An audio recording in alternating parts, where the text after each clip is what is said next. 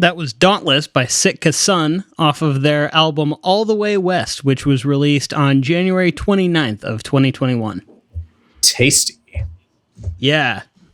You could hear a little bit there at the very end with the sort of like feedback and stuff like that, but this album gets into like a little bit of like psychedelic type of stuff too throughout it, which is neat.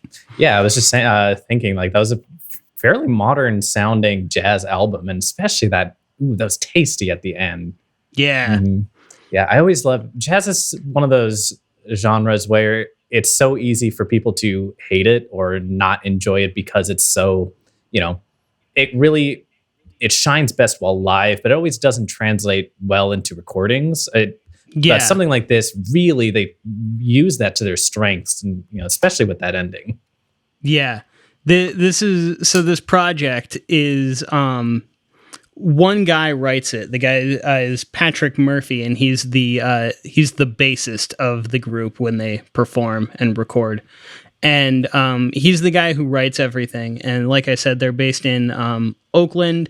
They usually perform as a 6-piece when they play live, but sometimes they add or remove people depending on what they're doing. But yeah, just a great like modern jazz release with a lot of really cool stuff going on in it. Yeah, it's very accessible sounding for jazz as well, which I really appreciate. I mean, don't get me wrong, I love the things that most people would turn their noses at, but no, I'm from a longtime jazz lover. Like, it's a really great kind of blend of modern, almost poppy and rocky, as well as that true jazz heart to it. Mm-hmm. And I think that there's some stuff to it too, like it gets into that do do do do do do do. It's almost like a spy thriller sort of sound to it. That was exactly what I was thinking when I heard that bit. Was that sounds like it could be out of James Bond.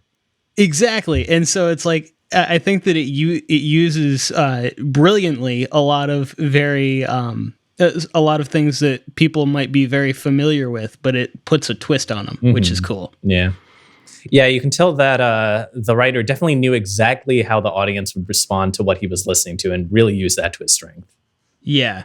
This is their second release. They have a self-titled album that came out in 2018. I have not listened to that much, but if it's anything like this, I would definitely check it out. Sitka Sun, that's a name to watch out for.